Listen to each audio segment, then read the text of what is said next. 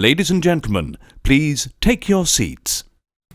You know, boys and girls, sometimes you have to throw out preconceived notions and go at something in a fresh way. And, well, if you're within the sound of my voice, that must mean you are in the seats with once more. As always, my name is Dave Voigt, and I'm the host of this podcast, where we sit down with a wide-ranging variety of industry professionals, and we pick their brain about current projects, state of the industry, how they got started, and so very much more, in a light and in a conversational fashion. And you know, if you like how we do things around here, I'm going to go out on a limb and assume that you do, because quite frankly, you're listening right now, so why wouldn't you?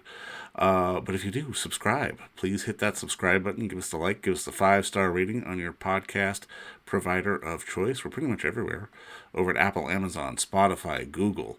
And plus, we archive every single one of our episodes over to our In the Seats YouTube channel, so you can give us a like and subscribe there as well. We would absolutely appreciate it. Also, don't hesitate to check us out on social media. We're on the Facebook, we're on the Twitter, we're on the Instagram, we're on the Letterboxd, and we're on the TikTok for all sorts of fun updates. And finally, and I do dare say most importantly, please pay us a visit over at intheseats.ca for all the latest and greatest from the world of film, television, basically the moving image at large. Because if we love to watch it and write about it and talk about it, we love it when you come by and read about it and listen about it. So please, pay us a visit. On this episode, we got a fun one. It is in theaters now in the United States and Canada, and it is a brand new horror film called The Outwaters.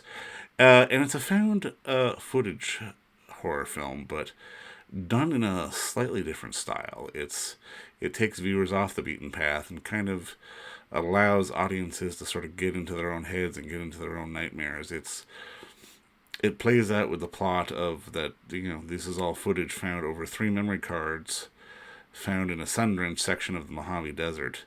The footage starts out, plain enough, with a group of 4 who set out to make a music video while camping, led by a charismatic filmmaker. The trip starts out uneventful, but the piece is disrupted by some unexplained sounds, vibrations, and unnatural animal behavior. And then one night, everything changes, sending these 4 on a mind-bending trip. And I mean, again, this is really an interesting film because it takes the found footage genre, which, had kind of devolved into just, people dropping their camera, and turns it into something unique and interesting, and it kind of flips it on its ear a little bit. I mean, in more ways than one. And it's, again, it's a fascinating film. It's one of those things that is playing select theaters nationwide, and also it's going to be available on the new streaming service Screenbox for those of you who are in the States as well. But we had the pleasure of sitting down with the writer, director, and Mr. Robbie Banfitch about sort of the origins of the story and how he wanted to do it, and I guess the misconceptions about found footage, and so very much more. But we do recommend you go check out The Outwaters, but first, enjoy our talk with Robbie Banfitch, because between you and me, it's a pretty good one. All right, well, Robbie, obviously, first off, man, just thank you so much for the time today, and congrats on the film, man. It's a hell of a ride. Thank you. Now, I mean, walk me through sort of the origin of the story on your end. Like, what made you want to make this movie and tell this story? I was in my 30s. I figured I needed to get the ball rolling on making a movie and do that whole dream thing. Uh, I just knew that if I made a movie with my friends and it was found footage, I would be able to get it done on my own and get it into festivals. The story started with the word Outwaters. So all the images for the movie and the story came from initially just making up that word. Okay. Very because I thought it was provocative. Now, I mean, that would be a great title for a movie. Well, no, I mean, yeah, exactly. But I mean, I do like that this is found footage, but I mean, when people think of found footage, they immediately go to shaky cam and people dropping their camera all the time. And while obviously there's going to be a little bit of that, this still has very much a certain degree of style to it and very conscious effort in shots. I mean, even something simple as, when your character is running and the ground is on the top and the sky is on the bottom. I mean, those are obviously very deliberate choices. Like, how important was it for you to sort of push back against maybe the conception of what found footage is? I just thought found footage doesn't have to be ugly. And as a fan of Terrence Malick, I thought it would be fun to have my character try to emulate Tree of Life style shots. So yeah, I like that, I man. don't I know if that like it. answers your question. No, it does, because I mean, even something as simple as the light via the camera and just sort of having that pinhole lighting on certain, like, it's such a fantastic effect. I mean, like, was it just trial and error when in terms of sort of like coming up with stuff that looked good, or like how much work did you have to put into to sort of finding the right way to make this a found footage film? A lot of the shots were pretty much the same as were in my head. Like I said, images came from the initial word Outwaters, and Right. usually if there's a shot that stands out as particularly memorable or strong in this, it was probably like that in my head first. Um, Although there was a lot of sequences were explored while filming without much planning, so there's a lot of happy accidents, like the donkeys. Oh, really? Oh, that was not planned. No, they were just chilling. Love it. I love it. I guess obviously you had to give him a screen credit though, right? I didn't. I just tell people that they were CGI. We're getting behind the scenes here, people. But I mean, this is one of those films where I kind of really appreciated the ride.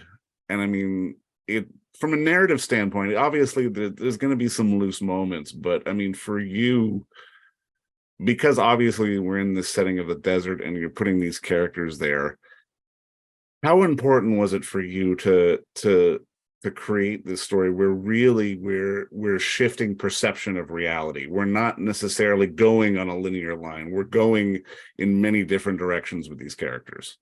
That was for the second half of the film. I guess that was the point, chaos Mm.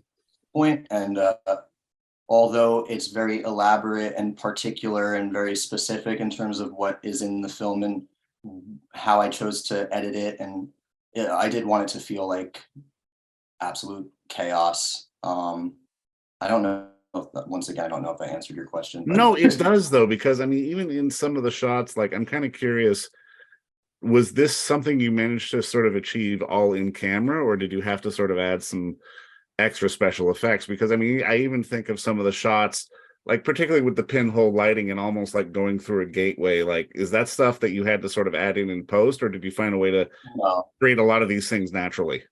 everything you see is in camera, and there was no slowing down or speeding up of anything. No digital effects added. Um, just a little bit of playing with darkness and light, but but there's everything that you see in front of you is in front of the camera. That's awesome.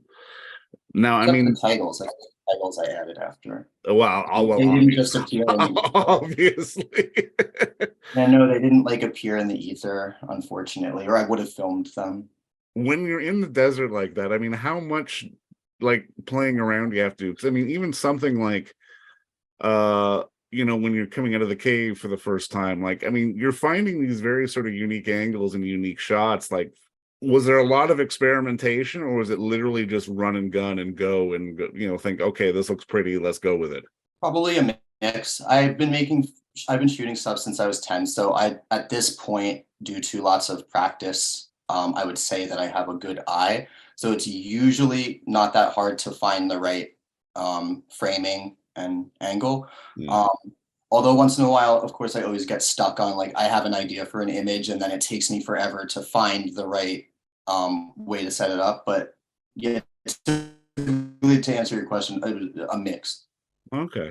Now, I mean, I love that you brought up Malik earlier, because I mean, even specifically with that shot that I mentioned of your character running in the ground on the top and the sky on the bottom. I mean, to me, it almost felt like Badlands, but in the underverse kind of thing. Like there was really an upside downness, a bent nature to it all. And I mean, I'm kind of curious for you as a filmmaker and a storyteller, who were the filmmakers and sort of the films that really sort of got your juices flowing? Because even in watching this film, like I did see some Malik, but I mean, I almost saw some like Giallo as well, and just in terms of the way you painted color schemes and had everything put together. it really felt like you're combining so many different influences into something that, like you said, in the found footage film, which has traditionally been thought of as quote unquote ugly. This is not an ugly film. Thanks. Yeah, I didn't want to make an ugly one. Um, isn't Malik such a hack? God.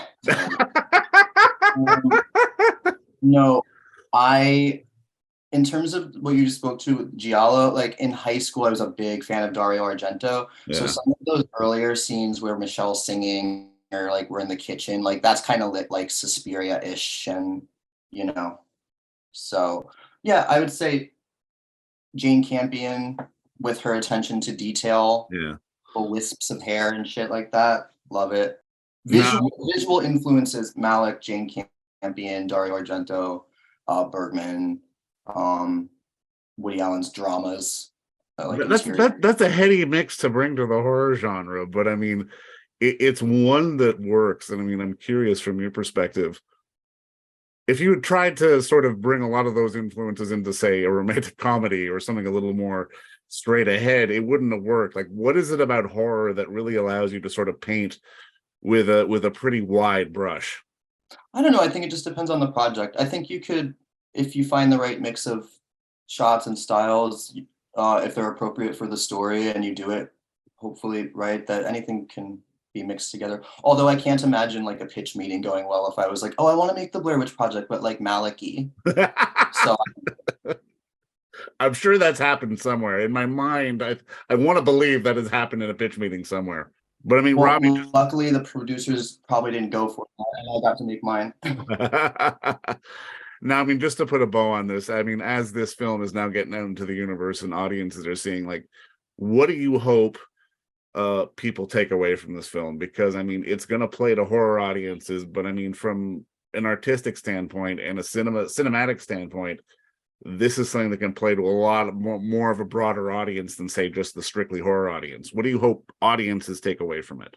I just hope that people that are excited to see it like it. I feel a little guilty if someone's excited to watch it and then they don't like it. But in terms of what they take away from it, um, I made this with my friends with no help outside of my friends. And then I got help after it was basically shot. So hope they would take away that you should go out and make your stuff, and no one's going to do it for you usually.